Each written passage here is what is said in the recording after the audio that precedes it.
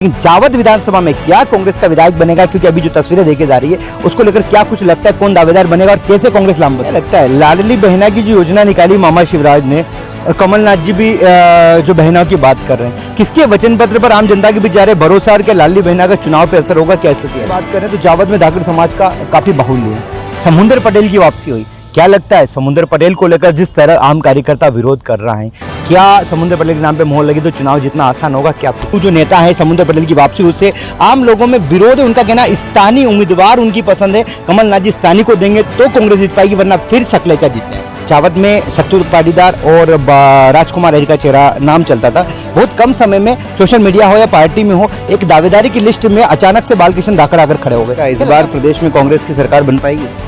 100% बनेगी, इसमें तो कोई संशय की बात नहीं। पर राजकुमार अहीर और सत्यनारायण पाटीदार को कसम भी खिलाई थी, कसम के बाद ही फिर विरोध की तस्वीरें देखने को मिली।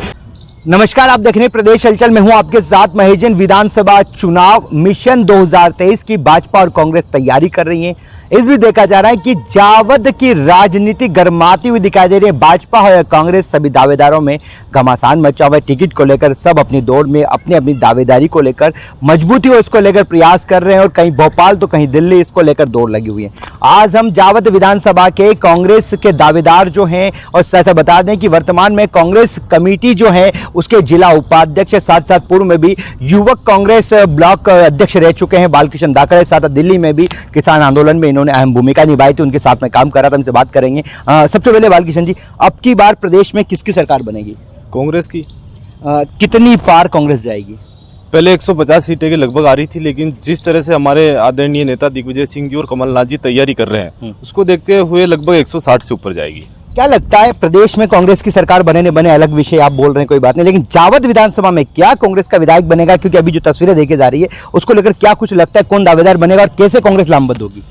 दावेदार का तो संगठन का निर्णय जो भी रहेगा, लेकिन जावद में कांग्रेस इस बार 100% जीतेगी। उसका कारण है कि किसानों में भारी आक्रोश है, उसके अलावा व्यापारी वर्ग और जो अन्य मजदूर, ऐसे लोगों में इस समय इतना आक्रोश है। आप जाइए, क्योंकि किसी के पास मजदूरी के लिए कोई यहाँ उद्योग धंधा नहीं लगा है। किसानों के साथ खाद के समय हो, बिजली के समय हो, अभी जो बरसात नहीं हुई, इन चीज़ों को लेकर कहीं न कहीं आक्रोश है कि ये बीजेपी वाले कभी किसानों के हितैषी नहीं हो सकते हैं, और इन्होंने सिर्फ हमेशा झूठ बोल के ही वोट लिया है। क्या लगता है लाडली बहना की जो योजना निकाली मामा शिवराज ने और कमलनाथ जी भी जो बहनों की बात कर रहे हैं, किसके वचन पत्र पर आम जनता के बीच जा रहे भरोसा और क्या लाडली बहना का चुनाव पे असर होगा, क्या स्थिति आएगी? लाडली बहना का चुनाव पे असर इसलिए नहीं होगा कि आजकल सब लोग होशियार हैं, महिलाएं भी समझ रही हैं कि 18 साल तक तो उनको मामा जी को याद नहीं आई उनकी। अब चुनाव पास में है, अगर 3 महीने 4 महीने के लिए आप 1000-1200 रुपये देकर 3-4 हज़ार में वोट खरीदने का जो एक तरह से प्रयास किया जा रहा है, उसको लोग समझ रहे हैं। धाकड़ समाज की बात करें तो जावद में धाकड़ समाज का काफी बाहुल्य है। समुंदर पटेल की वापसी हुई, क्या लगता है समुंदर पटेल को लेकर जिस तरह आम कार्यकर्ता विरोध कर रहा है, क्या समुंदर पटेल के नाम पे मोहर लगी तो चुनाव जितना आसान होगा? क्या कुछ तस्वीरें रहेगी? देखिए, टिकट अभी तक किसी का हुआ नहीं है, वो टिकट पार्टी तय करेगी कि जो जीता उम्मीदवार है उसको टिकट देना है। अगर पार्टी के नज़र में अगर वो जीता उम्मीदवार है उनको बनाया जाता है, तो हम सब पार्टी के साथ काम करेंगे और जो निर्णय पार्टी लेगी उसके साथ खड़े रहेंगे।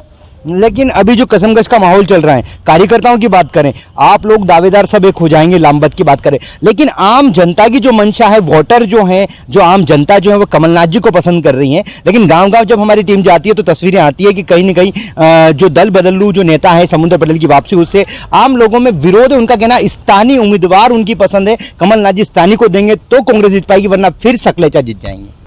देखिए, इस बारे में यही कहूँगा कि कार्यकर्ताओं की मांग भी जायज़ है, क्योंकि जब तक कार्यकर्ताओं के बीच का कोई उम्मीदवार नहीं होता तब तक लोग 100% भरोसा नहीं कर पाते और 2000-5000 से कोई भी चुनाव हार जाते हैं। तो स्थानीय उम्मीदवार की मांग हर विधानसभा में होती है, और जावद में भी कार्यकर्ता चाहता है कि स्थानीय उम्मीदवार मिले, और हमें भरोसा है कि इस बार स्थानीय उम्मीदवार मिलेगा। कमलनाथ जी ने भी ये बहुत सी बार कहा है, और राहुल गांधी जी की टीम है, वो उनका कहना है कि नए युवा चेहरों को अब आगे लाने की जरूरत है, तो इस बार नए युवा चेहरे को मौका मिलने की संभावना है। जावद विधानसभा में क्या मुद्दे रहेंगे, क्योंकि बात करी जाए तो इस बार भाजपा में भी बगावत की संभावना है, भाजपा में भी मंत्री सकलेजा पूरण की भी जो स्थिति बन रही है, मतलब कहीं न कहीं ऐसा लग रहा है कि इस बार कांग्रेस की में से दावेदार एक हो सकता है, लेकिन भाजपा में 2 दावेदार होंगे इस बार। देखो, इस बार सबसे बड़ा मुद्दा तो किसानों का रहेगा। जो मेरे क्षेत्र में बड़ी कोई में किसानों के सौर ऊर्जा प्लांट के नाम पे कम से कम 7000 बीघा जमीन, उपजाऊ जमीन, जिसको बंजर बता के हड़पा गया है मंत्री ओम प्रकाश सकलेचा के द्वारा, उनकी हालत है कि घाटे ऊपर वो आज मतलब किसानों के बीच जा नहीं पा रहे हैं। दूसरी बात, उसके अलावा भी सुबह खेड़ा, अठाना, इस साइड भी किसानों की बहुत सारी जमीनें हड़पी गई, ये मुद्दा रहेगा। भ्रष्टाचार का आलम तो ये है कि तहसील में 50,000 से नीचे अंतकाल नहीं खुल रहे हैं। थानों में आप चाहे कोई भी मामला लेके जाओ, बिना पैसों के काम नहीं हो रहा है। किसानों को समय पर बिजली नहीं मिल रही है। आज से 6 महीने पहले जब खाद की जरूरत थी तो 450 रुपये में कट्टे ब्लैक में बिके हैं। ये किसान जानता है अच्छी तरह से। तो ये सारे बहुत सारे मुद्दे हैं, लेकिन इन मुद्दों के अलावा सबसे बड़ा मुद्दा ये है कि भ्रष्टाचार पर अंकुश कहाँ है। जहाँ 50,000 का गोपाल चारण, उन्हीं का अध्यक्ष होते हुए जनपद का, उसको पकड़ा गया, उसको साथ में बिठा के लेके घूम रहे। तो आप तो क्या संदेश देना चाह रहे हैं? आप ये संदेश देना चाह रहे हैं कि भ्रष्टाचार तो हमारी पार्टी में जायज है। क्या लगता है आम जनता इस बार बदलाव करेगी? और पिछली बार भी जनता ने कमलनाथ जी पर भरोसा कर सरकार बनाई थी, लेकिन ऐसा बताते कांग्रेस ने आरोप लगाया कांग्रेसी बिक गए थे। क्या इस बार जनता भरोसा करेगी और क्या उम्मीद की जाए? नहीं, इस बार कमलनाथ जी और दिग्विजय सिंह जी बहुत पारखी नेता है और वो उन्होंने लंबे समय से राजनीति में है, तो उनको इस बार अच्छी तरह से ध्यान है कि प्रत्याशियों का चयन कैसे करना है। और इस बार टिकाऊ ही मैदान में रहेगा, बिकाऊ नहीं रहेगा। कुछ कांग्रेसी कुछ पैसों के लालच में या किसी मतलब की वजह से या बीजेपी से डर कर दबकर अगर कांग्रेस छोड़कर चले गए हैं, तो ऐसे लोगों को पहचान कर अब की बार टिकट नहीं दिया जाएगा। और ऐसे व्यक्ति पहले ही पार्टी से वैसे दरकिनारा कर चुके हैं, जो मतलबी थे वो पिछली बार सिंधिया के साथ चले गए। क्या लगता है समुंदर पटेल जिस तरीके से भाजपा छोड़ पहले कांग्रेस से भाजपा में गए, भाजपा से कांग्रेस में आए, जब कांग्रेस का धाकर समाज ने आंदोलन किया तो उन्होंने कहा ये कांग्रेसियों का आंदोलन है, आज वही कांग्रेस पार्टी में वापसी कर चुके हैं। ऐसे में क्या लगता है धाकर समाज किसके साथ रहेगा? क्या धाकर समाज लामबंद होकर कांग्रेस के साथ रहेगा, या फिर समाज का असर देखेगा चुनाव पे, देखने को मिलेगा या नहीं मिलेगा? राजनीति में समाज का वोट बैंक जीतने में कुछ भूमिका निभाता है, इस बात को मानता हूं, लेकिन सिर्फ समाजवाद के नाम पे राजनीति नहीं होती है। जावद विधानसभा में धाकर समाज का अच्छा खासा वोट बैंक है, लेकिन दूसरी समाजें भी है जिनको साथ लेकर चलना पड़ेगा। और रही बात तो किसान पे जो धरना चल रहा था उस समय की बात है, तो वो इनकी एक मेरे हिसाब से राजनीतिक के तौर पे बोलूँ तो गलती थी। जब धाकर समाज के राष्ट्रीय अध्यक्ष होने के नाते उनको बुलाया गया था तो आना चाहिए था, और किसानों के साथ तो कैसे भी खड़ा होना चाहिए। क्योंकि अगर मैं आज कांग्रेस से बिलोंग करता हूं, लेकिन अगर बीजेपी के किसी किसान के साथ गलत होता है तो भी मैं खड़ा रहूंगा उसके साथ। तो ये एक राजनीति में जरूर अपनी जिम्मेदारी होती है कि जहां कहीं किसान तकलीफ में हो तो उसके साथ खड़ा होना चाहिए। एक बहुत कम समय में जावद में सत्तू पाटीदार और राजकुमार अहिर का चेहरा नाम चलता था।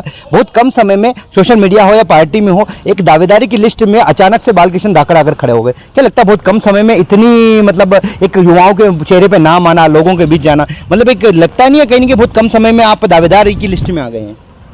हाँ, ये बात तो है, सही है आपकी, पर यह क्या कि एक तो जनता का आशीर्वाद है, युवाओं का सहयोग, भरोसा है। और मुझे ये बात मैं आपको आपके चैनल के माध्यम से मेरी जनता को, मेरे सभी समर्थकों को कहना चाहूँगा कि उन सब ने मेरे ऊपर इतना आशीर्वाद और भरोसा जताया है, उसका मैं जिंदगी भर भी ऋण चुकाने की कोशिश करूँगा तो नहीं चुका पाऊँगा। क्योंकि जावद विधानसभा की जनता इतनी अच्छी और नए और ईमानदार आदमी को मौका देने के लिए तत्पर रहती है, एक बहुत अच्छी बात है। जिला पंचायत की बात करें भी, हाल ही में जिला पंचायत चुनाव हुए थे, शंभूलाल जी धाकड़ प्रतिनिधि के रूप में सामने थे उनके घर से, इधर चुनावी मैदान में आप थे, दोनों के बीच काफी समाज का टकराव था। ऐसे में आपने पहली बार चुनाव लड़ा, और क्या कुछ तस्वीरें रही और कितना लोगों का समर्थन मिला, हार जीत का आंकलन क्या रहा? देखिए, उस चुनाव में बीजेपी का पैसा पुलिस प्रशासन काम कर रहा था। कांग्रेस पार्टी से 3 निर्दलीय उम्मीदवार थे और बीजेपी से वो अकेले कैंडिडेट थे। उसके साथ में मैं चाहता हूं कि राजनीति में पैसा, दारू, ऐसी चीज़ें बांटकर चुनाव लड़ना अच्छी बात नहीं है। तो मैंने इस चीज़ों का उपयोग नहीं किया, मात्र मैंने 2 लाख रुपए के खर्चे से चुनाव लड़ा था। और मुझे जो वोट मिला, मुझे दुख नहीं हुआ। चुनाव के रिजल्ट के बाद मुझे खुशी हुई कि 14,000 के आसपास वोट लोगों ने मुझे, नया चेहरा होते हुए भी मैं उनके साथ ज़्यादा सक्रिय नहीं था उनके साथ, फिर भी उन लोगों ने इतना प्यार दिया। तो ये तो बहुत बड़ी बात है कि मतलब एक नए आदमी को जनता कितना पसंद करती है अपने क्षेत्र में। क्या लगता है इस बार प्रदेश में कांग्रेस की सरकार बन पाएगी? 100% बनेगी, इसमें तो कोई संशय की बात नहीं है। जावद, नीमच और मनासा जहां किसान आंदोलन की शुरुआत हुई थी, क्या कांग्रेस जो हर बार देखा जाता है कि पिछली बार भी जो प्रदेश में सरकार बनी थी, लेकिन नीमच, जावद, मनासा में विधायक नहीं बन पाए क्योंकि बाहरी उम्मीदवार जिनको पैराशूट कहते हैं, हालांकि कमलनाथ जी ने बयान दिया अशोकनगर में पैराशूट नहीं चलेंगे, इसके कारण टिकट आवंटन के कारण सरकार हमेशा बनती और नीमच मंदसौर में तो हार जीत नहीं पाती, कांग्रेस हार का सामना करना पड़ता। क्या उम्मीद है, आपकी भी वरिष्ठों से बात हो रही है, क्या वाकई में सर्वे काम करेगा, आम जनता की मंशा काम करेगी, या कांग्रेस किस तरीके से आगामी विजयी?